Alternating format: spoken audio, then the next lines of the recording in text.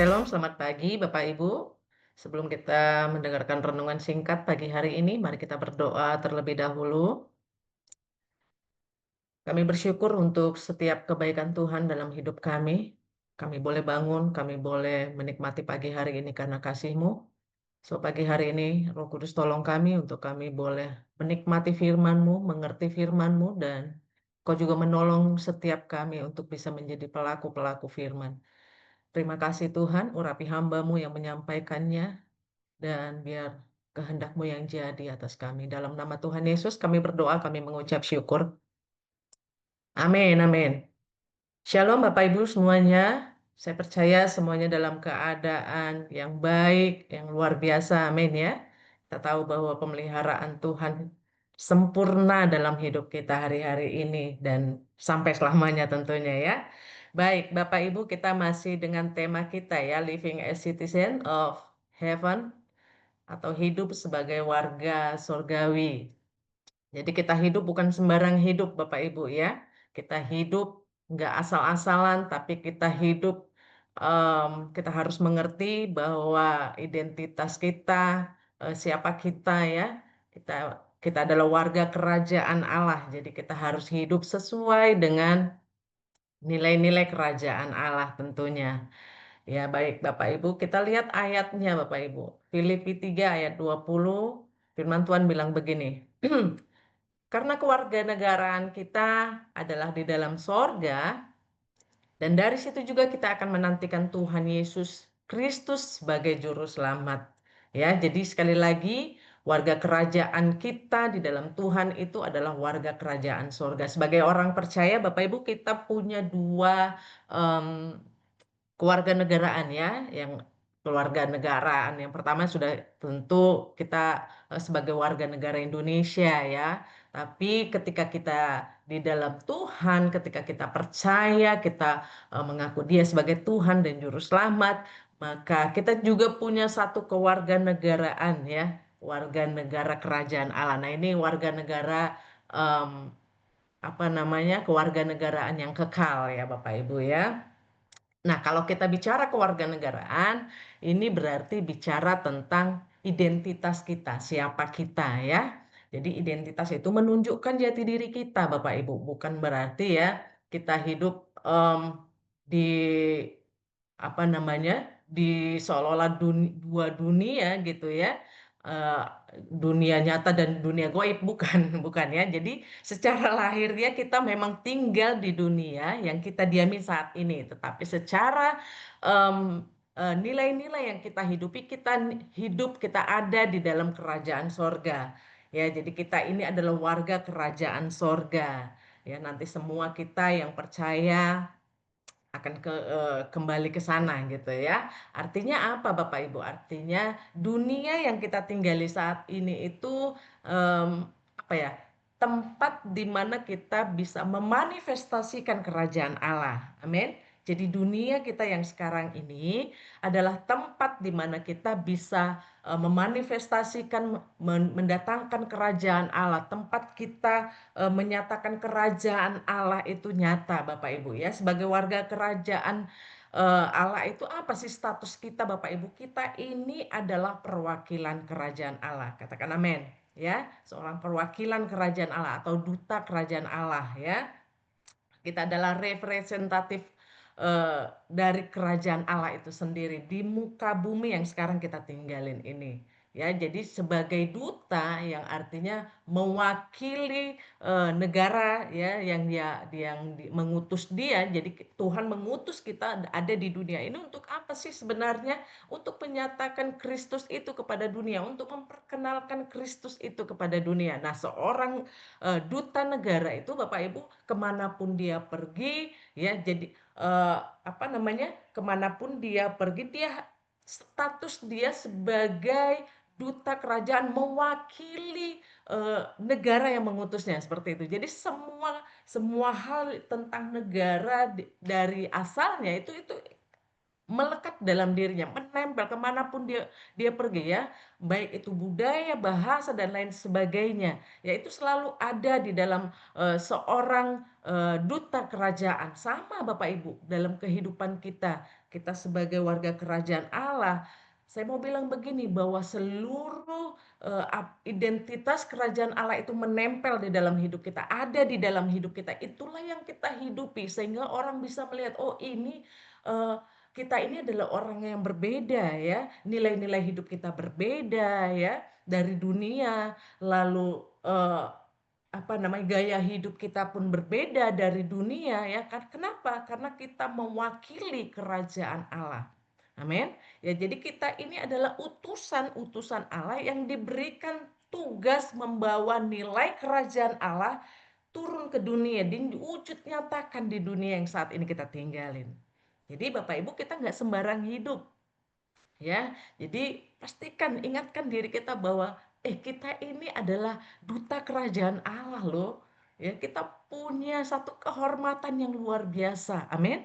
Ya, kita ini adalah duta-duta kerajaan Allah ya. Makanya Bapak Ibu, kalau Bapak Ibu ingat doa Bapa kami, di sana dikatakan apa? Datanglah kerajaanmu, jadilah kehendakmu di bumi seperti di sorga. Artinya apa Bapak Ibu? Siapa sih yang membawa kerajaan sorga itu nyata di bumi? Yang membawanya adalah saudara dan saya. Amin. Ya. Jadi kerajaan Allah sekali lagi dinyatakan di bumi yang kita tinggalin ini, kitalah yang membawanya Bapak Ibu ya. Supaya apa? Supaya surga itu bisa dinikmati oleh orang. Supaya kehidupan di surga itu orang bisa tahu ya. Jadi bagaimana Kak caranya untuk membawa kerajaan, menyatakan kerajaan sorga, seperti yang kita kalau doa Bapa kami tadi, datanglah kerajaanmu, jadilah kehendakmu di bumi seperti di sorga ya. Jadi Tuhan perlu kita untuk apa? Untuk mendatangkan kerajaan Allah di muka bumi. Amin. Ya, jadi caranya apa? Caranya ya itu tadi Bapak Ibu, dari cara hidup kita ya, nilai-nilai hidup kita yang kita hidupi setiap hari harus sesuai dengan kebenaran firman Tuhan. Amin.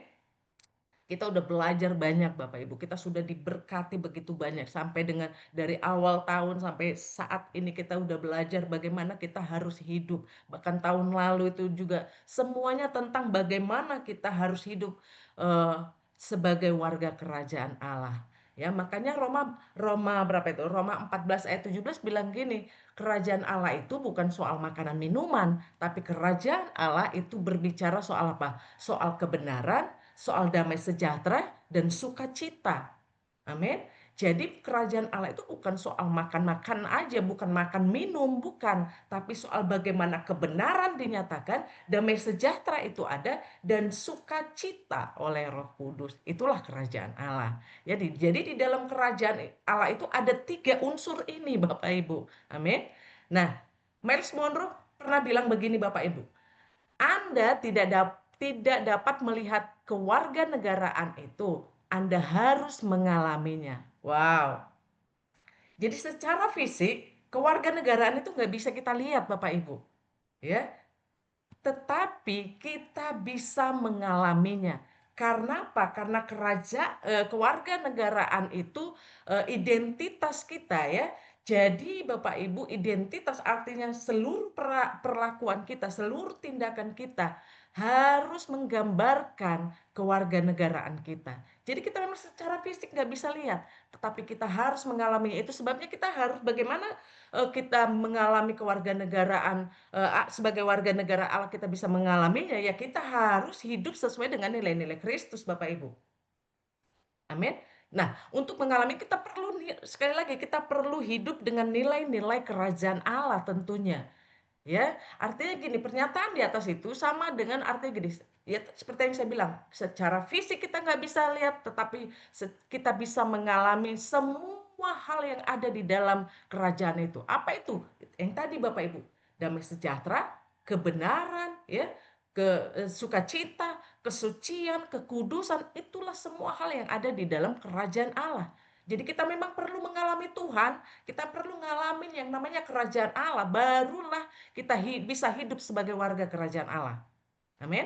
Ya, jadi seorang warga negara harus apa ya? punya ketaatan, punya ketundukan. Itu hukum dalam sistem kerajaan ya Bapak Ibu ya. Seorang warga negara harus taat kepada hukum yang berlaku ya.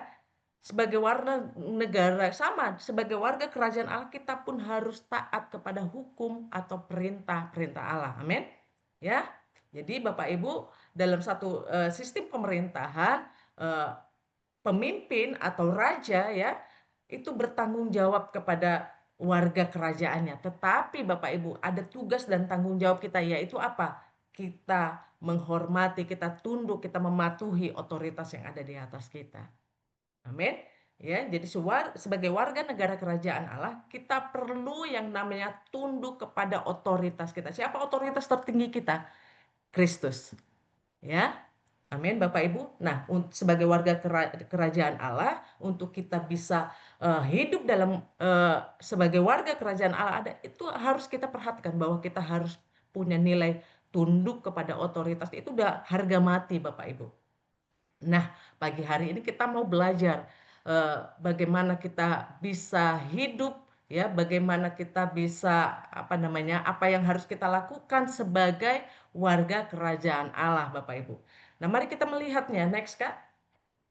Dalam Kolose 3 ayat 2 sampai 3 di sana dikatakan begini. Pikirkanlah perkara yang di atas bukan yang di bumi, sebab kamu telah mati dan hidupmu tersembunyi bersama dengan Kristus di dalam Allah. Nah, Bapak Ibu, salah satu cara untuk kita bisa fokus hidup sebagai warga kerajaan Allah adalah kita memikirkan perkara-perkara yang di atas. Amin. Ya, perkara-perkara yang di atas itu bicara tentang hal-hal rohani, hal-hal yang membawa hubungan kita dengan Tuhan, hal-hal yang bicara tentang kemuliaan Tuhan, bagaimana kita membangun kerohanian kita. Amin. Makanya Bapak Ibu, kalau kita lihat ya latar belakang dari penulisan kitab Kolose ini ya Bapak Ibu, kenapa Paulus mengingatkan jemaat Kolose untuk memikirkan perkara-perkara di atas? Ya, karena Bapak Ibu ternyata Kolose itu adalah satu kota ya, kota perdagangan yang dekat dengan Laodikia ya Bapak Ibu ya. Nanti Bapak Ibu bisa lihat di Kolose 4 kalau saya nggak salah ya. Nah, jemaat di Kolose ini tinggal di kota Kolose yang merupakan kota yang berdekatan dengan kota perdagangan. Artinya apa? Kalau kota perdagangan artinya banyak orang keluar masuk, mudah keluar masuk untuk melakukan bisnis, sehingga bukan saja secara ekonomi mengalami pertumbuhan, tetapi yang menjadi efek negatif lainnya adalah banyak orang yang dengan mudahnya masuk membawa ajaran-ajaran asing kepada jemaat di Kolose. Nah, pada waktu itu Paulus memperingatkan kepada jemaat Kolose, ayo pikirkan perkara-perkara yang di atas, bukan perkara-perkara duniawi saja, bukan soal bagaimana penghidupan, bukan soal bagaimana kita tahu ya kalau negara perdagangan itu artinya ekonominya pasti bertumbuh dengan baik. Amin. Perputaran uang itu cepat gitu ya. Jadi uang itu adalah hal yang mudah untuk didapatkan. Nah, Paulus memperingatkan kepada jemaat di Kolose untuk eh, fokus hidupnya bukan kepada hal-hal duniawi, tetapi kepada hal-hal eh, perkara-perkara yang di atas, hal-hal rohani yang jauh lebih penting daripada itu. Amin. Supaya mereka tidak mengalami yang namanya penyesatan. Karena pada waktu itu banyak ajaran-ajaran sesat yang masuk. Ya, sekali lagi bahwa kota perdagangan itu banyak orang bisa masuk dengan gampang bisa masuk. Ya mungkin awalnya melakukan eh, hal-hal bisnis gitu. Tapi Paulus melihat bahwa mulai masuk nih ajaran-ajaran yang bertentangan dengan firman Tuhan. Ya, jadi sekali lagi Bapak Ibu, memikirkan perkara-perkara di atas itu bukan maksudnya begini, oh ya udah hidup kita eh, fokusnya ya udah kita berdoa saja, ya kita nggak perlu melakukan apa-apa, pokoknya berdoa aja dah gitu kan, nanti Tuhan pasti tolong gitu. memikirkan perkara di atas bukan berarti kita tidak melakukan apa yang menjadi kewajiban kita atau fokus kita hanya pelayanan ya, sehingga kita lupa dengan tanggung jawab kita lupa dengan apa yang harusnya kita kerjakan. Bukan Bapak Ibu. Memikirkan perkara di atas itu bicara fokus kita kepada Kristus, bukan kepada hal-hal perkara-perkara dunia saja gitu. Tapi kita tidak menaruh perhatian kita kepada perhatian yang lebih kepada perkara-perkara dunia ya. Nah, Bapak Ibu, mari kita melihat apa apa saja yang kita harus belajar pagi hari ini. Nah, ternyata Bapak Ibu, perkara di atas itu bicara gini, kita nggak fokus dengan diri kita sendiri. Sekali lagi, bicara pikirkanlah perkara yang di atas itu bicara kita tidak fokus dengan diri kita sendiri. Amin. Galatia 2 ayat 20 bilang begini, namun aku hidup kata Rasul Paulus bukan lagi aku sendiri yang hidup, melainkan Kristus yang hidup di dalam aku, dan hidupku yang kuhidupi sekarang di dalam daging adalah hidup oleh iman dalam Anak Allah yang telah mengasihi aku dan menyerahkan dirinya untuk aku. Nah, Bapak Ibu, ternyata begini, ketika kita memutuskan ada di dalam Kristus, kita harus belajar bahwa pandangan kita, cara pandang kita, nilai-nilai kita itu sudah harus berubah kepada hal-hal yang Tuhan mau.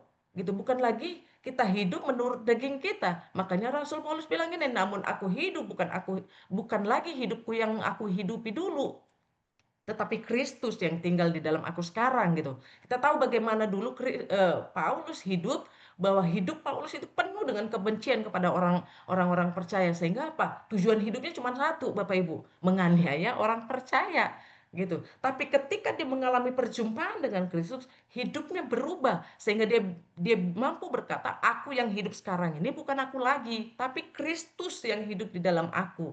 Artinya dia mengizinkan otoritas Tuhan sepenuhnya ada dalam hidupnya. Dia mengizinkan Kristus berdaulat penuh dalam hidupnya.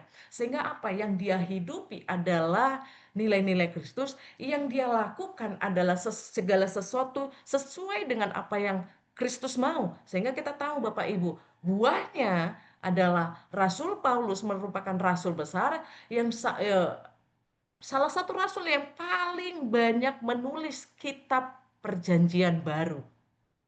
Wow, Bapak Ibu, ketika kita tidak fokus dengan diri kita, kita sedang mengizinkan Tuhan mengambil alih seluruh hidup kita.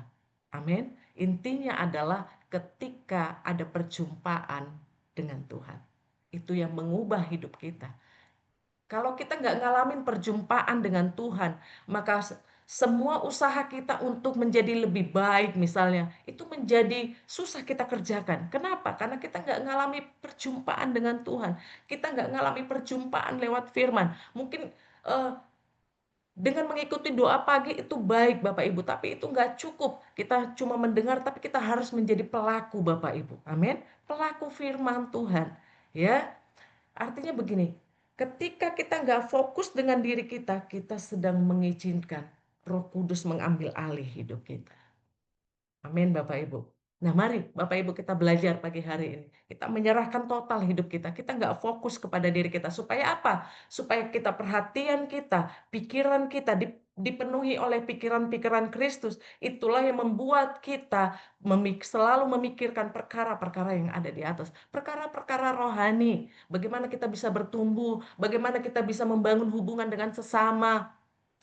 Bagaimana kita menjadi berkat untuk gereja kita, untuk kota kita. Bagaimana kita bisa mengalami Tuhan setiap hari dalam hidup kita.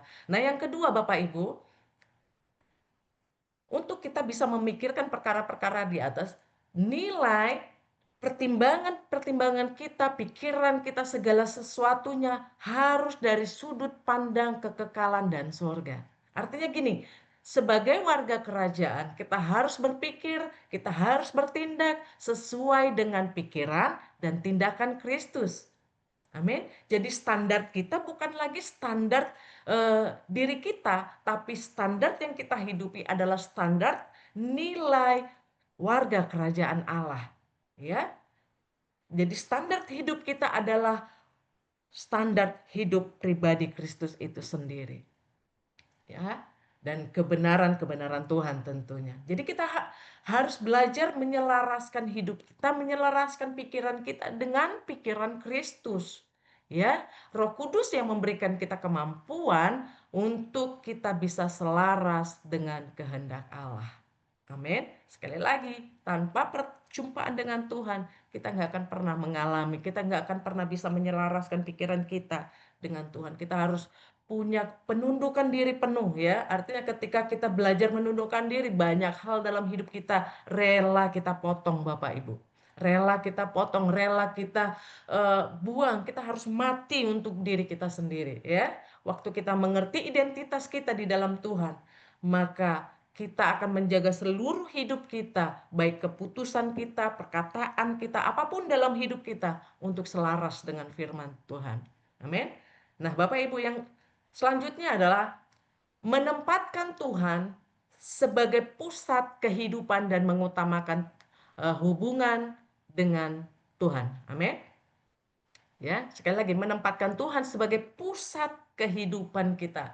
Nah, di sini tadi itu ada penundukan diri di sana. Ketika kita mengizinkan Tuhan sebagai pusat, artinya ya kita menaruh hidup kita, mempercayakan hidup kita, menundukkan diri kita, hidup kita, pikiran, perasaan kita kepada pikiran, perasaan Kristus dan mengutamakan hubungan dengan Tuhan. Matius 6 ayat 33 bilang begini, carilah dahulu kerajaan Allah dan kebenarannya, maka semuanya akan ditambahkan. Waktu kita mencari kerajaan, mengutamakan Tuhan, maka semua hal yang kita mau terjadi dalam hidup kita, berkat atau apapun, itu yang akan mengikuti kita ketika fokus kita adalah kerajaan Allah. Amin. Ya. Jadi kerajaan, sekali lagi, bahwa kerajaan Allah itu bicara tentang kebenaran, damai sejahtera, sukacita Bapak Ibu. Nah, ketika kita mengupayakan ini, mencari ini terlebih dahulu, maka semua hal berkat jasmani itu yang akan mengikuti kita. Ya. Jadi di situ dibilang the only way to see life clearly is to focus in Christ. Artinya gini, satu-satunya jalan untuk melihat hidup kita bersih adalah fokus kepada Tuhan. Amin. Jadi menempatkan Tuhan dalam seluruh kehidupan kita. Ya. Selanjutnya, Kak. Nah, saya tutup dengan ini Bapak Ibu. Perkara di atas itu adalah bukan tentang siapa kita lagi. Amin. Tetapi sepenuhnya tentang Tuhan, tentang kerajaannya, tentang semua kehendaknya, tentang semua kerinduan Tuhan, tentang hatinya, dan tentang pekerjaannya, tentang kesucian dan kekudusan Tuhan.